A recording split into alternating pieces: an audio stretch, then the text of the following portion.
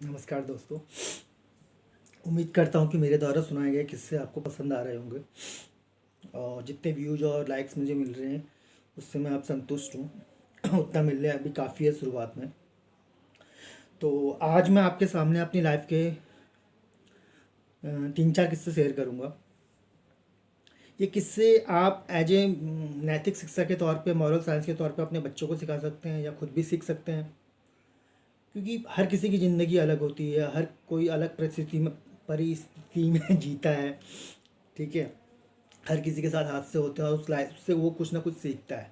तो मेरे किस्से जो मैं हैं कुछ जोक्स के तौर पे, कुछ जिससे आपको सीख मिले, इस तौर पे आपको सुना रहा हूँ और उम्मीद करता हूँ कि ये आपको अच्छे लगेंगे। तो जल्दी जल्दी मैं शुरुआत करता हूँ। तो पहला किस्सा सुनिए मेरा बचपन का, जब मैं बताया आपको पहले भी, और जो नए देखने वाले हैं उनको मैं ज़रा इंट्रो दे दूँ छोटा सा अपना, कि मेरा नाम देवेंद्र चंद्र राजा है और मैं हल्द्वानी में डिस्ट्रिक्ट नैनीताल उत्तराखंड का निवासी हूँ। यहाँ पे रहता हूँ और ये किस्से और कहानियाँ मैं इसलिए सुना रहा हूँ कि लोगों को इससे मनोरंजन हो सके और लोगों को कुछ सीख मिल सके मेरी लाइफ के इंसिडेंट से। और इसीलिए मैं आपके सामने हूँ और बाद में कुछ नए कंटेंट्स लेके आऊँगा, लेकिन अभी मैं इन्हीं कंटेंट्स के साथ आगे चल रहा हूँ। तो पहला किस्सा, जब मैं छोटा सा था, जब मैंने आपको पहले बता रखा है कि मैं मुंबई में था, तो इसमें मैं 6-7 साल का था, 6 साल का करीब होऊंगा। तो मेरी ताई जी ने मुझसे बोला, कपड़े धोने थे घर में, तो ताई जी ने बोला एक साबुन धोने वाली टिकिया है, स्पेशली उसका कुछ नाम था उस टिकिया का। सपोज चलो उसका नाम मीना रख देते हैं, मीना, कि इस ये मीना नाम की साबुन वाली टिकिया तू जा और लेकर आना, और यही टिकिया लाना, इसके अलावा कोई टिकिया मत लेके आना। इसी टिक्के से कपड़े धोने हैं, यही टिक्किया लेके आना और कोई टिक्किया मत लेके आना। और मैं 6-7 साल का बच्चा गया, नीचे दुकान थी हमारी दो तीन जा रहे थे फ्लैट में, गया तो उस नाम की टिक्किया मुझे उन दुकानों में नहीं मिली। तो मैं फिर अपने जो कॉलोनी थी वहाँ ब्लॉक था, उससे बाहर निकल के दुकानों में गया, टिक्किया वही मीना टिक्किया, अंकल मीना टिक्किया है? वो बोले नहीं है। अंकल मीना टिक्किया है? बोले नहीं है। ऐसे करके घूमते रहा करीब 1 घंटे तक का,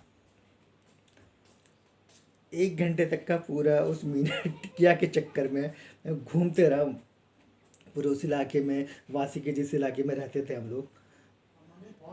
और उसके बाद मैं वापस लौटा कमरे में, घर में, फ्लैट में अपने ताई जी लोगों के। तो वहाँ पर जो है ताई जी जब तक कपड़े धो के सुखाने डाल चुकी थी और मुझसे बोल रही तू कहाँ चले गया था। मैं परेशान हो गई थी। मैंने बोला आपने वो मीना टिक्की बोली थी और बोला था कि यही टिक्की लेकर आना है, और ये टिक्की कहीं मिली नहीं, तो मैं इस टिक्की को ढूंढने में लगे रहा, कहीं मिला ही नहीं कहीं किसी जगह।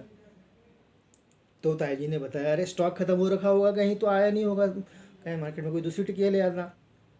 मैंने बोला लेकिन आपने तो कहा था यही टिक्कियाँ लेके आना और दूसरी टिक्कियाँ कोई मत लेके आना।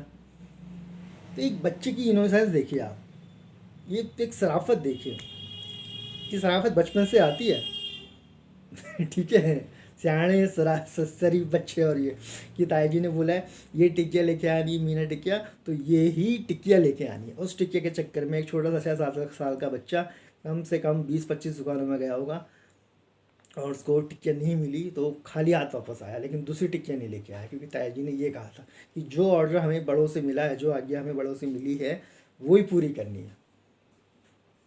अब दिमाग नहीं लगाया कि दूसरा टिकिया ले जाओ। और उतनी देर में जो है ताई जी नीचे वाली शॉप से दूसरी टिकिया लेके कपड़े धो के पूरे सुखा के ऊपर छत में, मतलब धो के छत में डाल दिए थे। तो ये शराफत इनोसेंस देखो। तो मैं बच्चों से कहना चाहूँगा, जो बच्चे ये वीडियो देख रहे हैं, कि कभी कभी अपना दिमाग भी दौड़ाना चाहिए।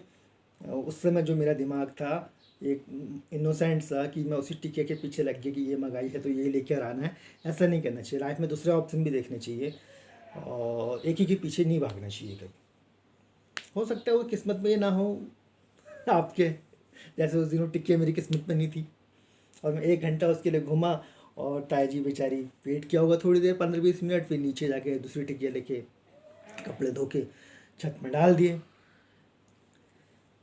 तो उम्मीद करता हूँ किस्सा पसंद आया होगा, खास तौर से बच्चों के लिए है कि किसी एक चीज़ के पीछे मत भागो, क्या पता वो आपकी लाइफ में हो ही ना। इससे बड़ों को भी एक मॉरल सीख मिलती है। मेरे को बचपन से किससे याद आता था, इसलिए मैं कभी किसी एक चीज़ के पीछे भागता नहीं हूँ। छोटी सी कहानी है, जिसको समझ में आ गई होगी तो आ गई होगी, नहीं आई होगी तो नहीं आई होगी। इसी के साथ मैं ये कॉमेडी वाले एक दो किस्से, एक सीरियस ऐसे किस्से शेयर करता हूँ मैं 3-4 फटाफट। उम्मीद करता हूँ कि आपको पसंद आ रहे होंगे।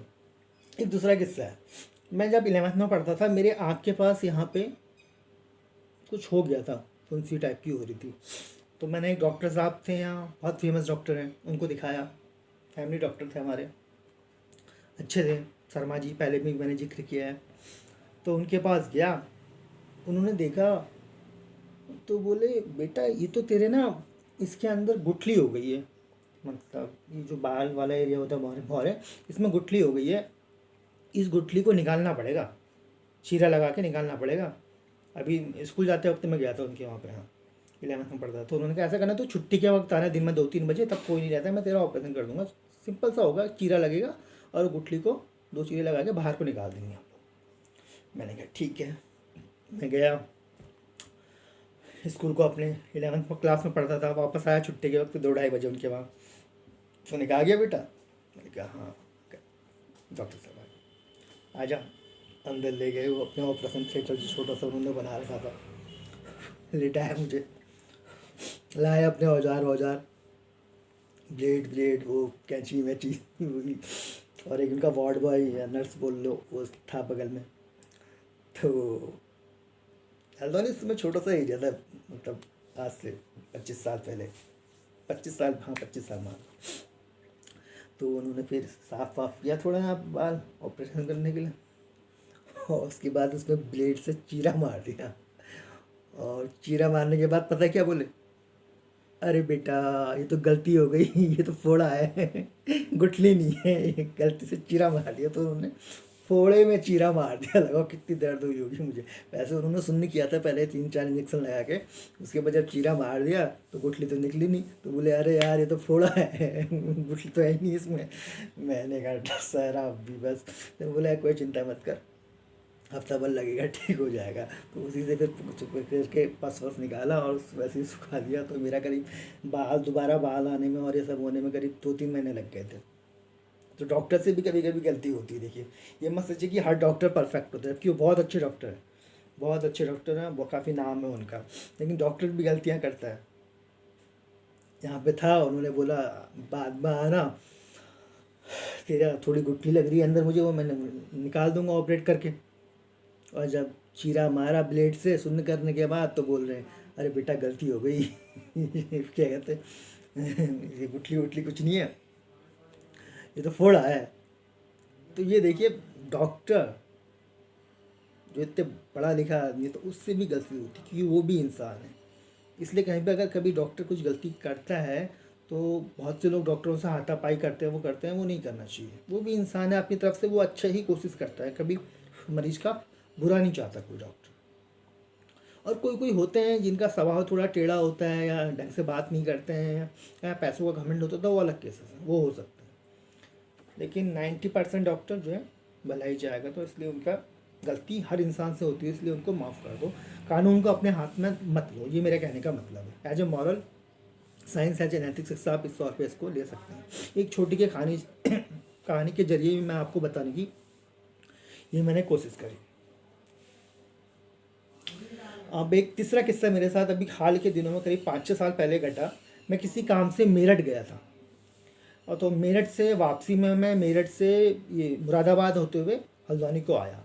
तो मेरठ से मुरादाबाद में बस में आ रहा था, और जैसे ही हम मुरादाबाद पहुंचने वाले थे, उसके बाद हल्द्वानी के लिए कोई ट्रेन आती है, संपर्क क्रांति, रात को मुरादाबाद में पहुंचती है। नहीं संपर्क क्रांति नहीं, सॉरी, रानीखेत एक्सप्रेस, वो रात को करीब मुरादाबाद पहुंचती होगी जिस वक्त मैं वहाँ पे पहुंचा मुरादाबाद में। तो नहीं सॉरी, मैं क्योंकि कोई स्क्रिप्ट नहीं रहती, मैं वैसे ही लिखता हूँ। वो ट्रेन जो थी संपर्क क्रांति ही थी, संपर्क क्रांति थी। वो करीब 9-9:30 बजे मुरादाबाद पहुंचती होगी, या 8-8:30 बजे, 9 बजे की, क्योंकि वो 11 बजे हल्द्वानी पहुंचती है। तो मुरादाबाद जो हापुड़ मेरठ से जिस बस में मैं आया मुरादाबाद में, वो बस से 5 मिनट पहले मेरी आगे सीट में एक अंकल बैठे थे, वो अचानक जो है ऐसे करने लगे, इस तरह से। मैं डर गया, उनको देखिए, मैंने कहा ये क्या कर रहे हैं। और वो जमा रहे थे गुटखा उटका कुछ, वो गिर पड़े और नीचे, मतलब जो दोनों तरफ सीट्स होती है उसकी बीच में जो जगह होती है उसमें वो गिर पड़े। तो वो गिरने के बाद ऐसे करने में लगे, ऐसे करने में लगे, और गुटखा उनके मुंह से निकल रहा है वो करके। मैं सोचा क्या हो गया, तो मैंने उनको पकड़ा जैसे तैसे, अगल बगल वालों से बोला देख क्यों रहे हो, मदद क्यों नहीं कर रहे हो मेरी, इतना भारी है, उठा, तो कोई नहीं आया। मैंने जैसे तैसे पूरी हिम्मत करके उनको दोबारा कुर्सी में बैठाया। और इधर उधर से लोग हल्ला कर रहे थे कि अरे इनको मिर्गी है, इनको जूते सूंघाओ। कोई कुछ बोल रहा था, कोई कुछ बोल रहा था, तो मैंने अपना जूता निकाल के सूंघाया भी, पता नहीं मिर्गी में कुछ, वो तो कुछ काम करा नहीं।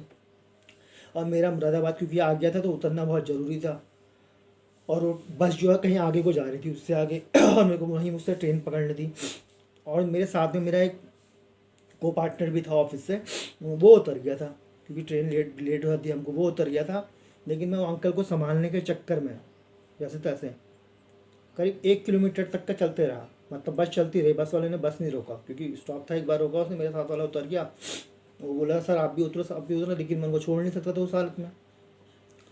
तो मैंने जैसे तैसे उनको ऊपर उठाया, इधर उधर से पानी मार के थोड़ा, जब उनके मुँह से वो निकाला गुटखा, पानी डाला।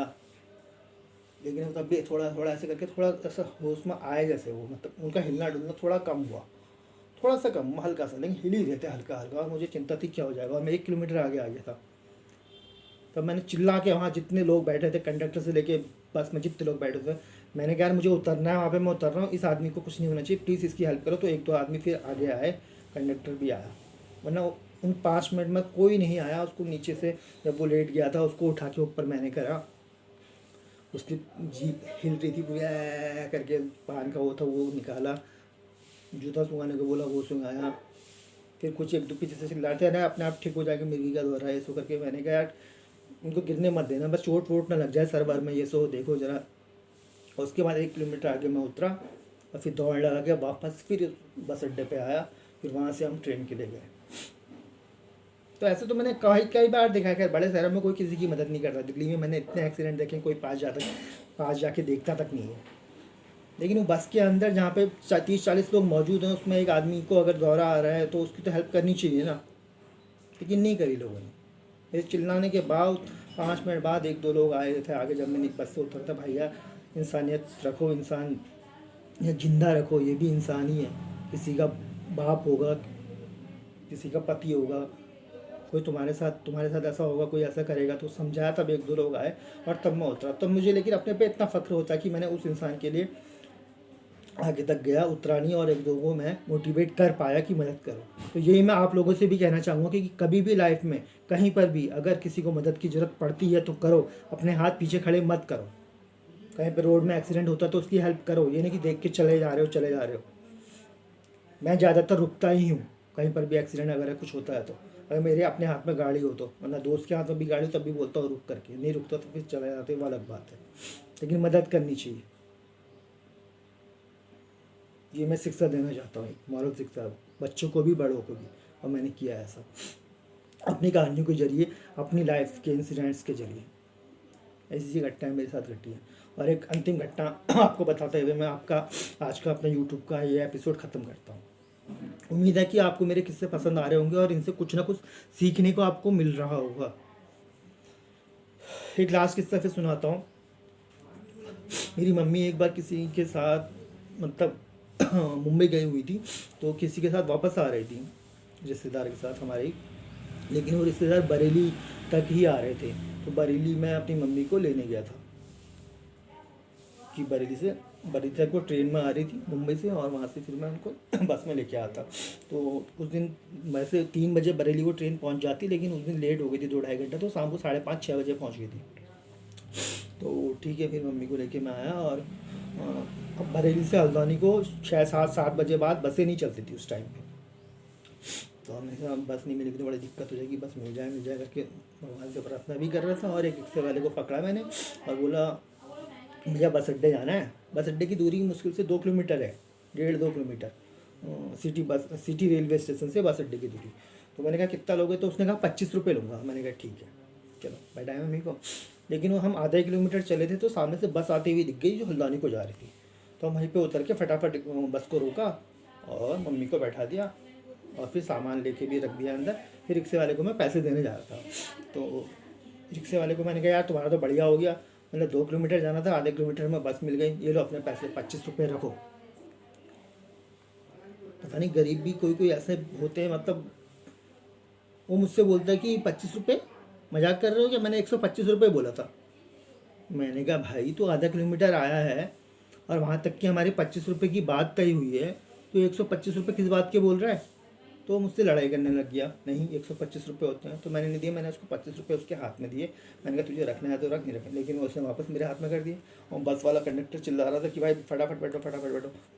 तो मैंने फिर से पैसे ऐसे ही उसकी तरफ रख ऐसे करके फेंक दिए। वो पकड़ नहीं रहा था, मेरे को वापस कर रहा था। मैंने कहा भाई रख ले, मैं तो जा रहा हूँ। तो मैं जाने लगा, मैं बस के जो दरवाज़ा होता है वहाँ पे चढ़ गया। जैसे ही मैं चढ़ा तो उसने रिक्शा रोक दिया और मेरे पीछे दौड़ लगा दी, मुझे पकड़ने लगा। तो मैंने एक पैर जो है सीधे उसकी छाती में मारा, क्योंकि मैं ऊपर था वो नीचे था। मारना नहीं चाहता था लेकिन वो छोड़ नहीं जाता, तो मेरा पैर सीधे उसकी छाती में पड़ा और वो गिर पड़ा उधर सड़क में। और जैसे ही वो सड़क में गिरा चिल्लाने लग गया और रिक्शे वालों को बुला लिया उसने, रिक्शे वाले इकट्ठे कर लिए। बोला आज ये बस हल्द्वानी नहीं जानी चाहिए और आगे पीछे इसके आगे पूरे रिक्शे लगा दो। तो जब तक का रिक्शे वाले भी आके आगे रिक्शा लगाते, तब तक का बस और कंडक्टर इतने अच्छे थे। कंडक्टर ने मुझे अंदर खींचा, बस का दरवाज़ा बंद किया और ड्राइवर से बोला भैया बस भगाओ। ड्राइवर ने बस भगाया। आगे लोग रिक्शे वाले आ रहे थे, रुको ये बस आ नहीं आ पाएगी, या ये लड़का हमको छोड़ के दो, हम इसको पिटाई करेंगे ऐसे करके। लेकिन बस वाले ने सुनी नहीं उनकी और जैसे तैसे स्पीड में भगाया। आगे से रिक्शे वाले आ रहे थे, उनको भी खटर खटर करके साइड किया और निकल पड़े। तो रिक्शे वाले को छाती में लात मारी थी, वो नीचे था, मैं ऊपर था, गलती से मारी लेकिन वो गिर गया था। उससे मैं तगड़ा था मैं, और लात भी सही पड़ी थी उसको। तो अंदर जैसे ही मैं सब मुझे देखने लग गया बड़े हैरान से, यार बड़ा महंगा दमदार लड़का है। तो कंडक्टर भी बोला यहाँ के रिक्शे वाले ऐसे ही हैं, बड़े ख़राब हैं ये। अच्छा वाह आप बच गए। मैंने उनको भी थैंक यू बोला, अच्छा वाह आपने मतलब बस चला दी, वरना तो खाली लड़ाई वड़ाई करते मुझसे। तो जैसे तैसे मैं फिर बस में बैठ गया। तो बस में फिर हर इंसान मुझे ही देख रहा था, ये कहीं का गुंडा तो नहीं है इतना खतरनाक।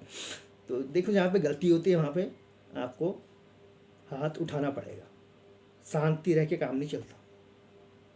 उसमें मेरी गलती नहीं थी। वहाँ से वहाँ तक का 25 रुपये किराया तय था और उसने आधे किलोमीटर बाद ही मुझसे बोल रहा है 125 रुपये बोले थे। आधे किलोमीटर में 25 रुपये उसको दे रहा है। उस टाइम पे बहुत होते थे, 20 साल पहले 25 रुपये, और उस पर भी अकड़ रहा है। तो जहाँ पे गलती है वहाँ पे लड़ो, वहाँ पे आपको लड़ना ही पड़ेगा। रावण को मारने के लिए राम बनना ही पड़ेगा, ऐसे नहीं कि उसको छोड़ देना है। तो ये भी मॉरल साइंस है। कहीं पे अगर कुछ गलत हो रहा है तो उसके खिलाफ आवाज़ उठाओ, और हाथ भी उठाने पड़ सकते हैं तो हाथ भी उठाओ। प्यार से आदमी नहीं समझता है तो लात से ही समझता है। तो ये कुछ 3-4 किस्से मैंने आपके सामने शेयर किए अपनी ज़िंदगी के। उम्मीद है इससे आपको कुछ ना कुछ सीखने को मिला होगा। अगर आप अपने बच्चों को सुनाएंगे तो उनको भी कुछ ना कुछ सीखने को मिलेगा। पहला किस्सा मेरा वही, मुंबई में एक साबुन की टिक्किया के पीछे मैं 1 घंटे तक दौड़ा और तब तक का ताया जी ने कपड़े धो दिए थे। मतलब किसी एक चीज़ के पीछे कभी मत भागना, दिमाग लगाना, सियाना बनना है लाइफ में। दूसरा किस्सा डॉक्टर साहब का। गलती डॉक्टर साहब से भी होती है। बेटा तेरा गुठली है करके उन्होंने चीरा लगा दिया था फोड़ पे। ऐसे नहीं कि गलती डॉक्टर साहब से नहीं होती है, उनसे भी गलती होती है। तो कभी किसी डॉक्टर के साथ हाथापाई मत करना, क्योंकि वो भी इंसान ही होते हैं। और ये मम्मी वाला किस्सा रिक्शे वाले के साथ जो मेरा घटा, कि मुझे ज़बरदस्ती उस पर पैर चढ़ाना पड़ा और वो गिरा। तो कहीं पे अगर बात से बात नहीं बनती है तो लात आपको उठाना पड़ता है। तो उम्मीद करता हूँ कि मेरे ये किस्से आपको पसंद आए होंगे। ये किस्सा तीसरा क्या सुनाया था मैं भूल गया हूँ, आप ही लोग बता देना क्या बोला हूँ करके। और अगर आपको मेरे किस्से पसंद आए, इससे कुछ सीखने को मिला, तो प्लीज़ मेरे चैनल को, जिसका नाम भी देवेंद्र चंद्र राजा है, इसको सब्सक्राइब कीजिएगा, लाइक कीजिएगा, अपने दोस्तों के साथ शेयर कीजिएगा और कुछ अच्छे कमेंट्स कीजिएगा। और बहुत बार मैं ये भी कह रहा हूँ कि कुछ आपकी लाइफ में भी ऐसी घटनाएं हुई हैं तो उनको आप कमेंट बॉक्स में लिखिए, मैं सुनाऊंगा। मुझे सुनाना काफ़ी अच्छा लगता है और इन किस्सों से ज़रूर आपका कुछ ना कुछ फ़ायदा होगा। आप इसको ध्यान से सुनिए और अपने बच्चों को भी सुनाइए। एज ए मॉरल साइंस के तौर पे इसको आप लीजिए। इसी के साथ मैं आज का एपिसोड यहाँ पे ख़त्म करता हूँ। उम्मीद है आपको पसंद आया होगा। धन्यवाद। नमस्कार।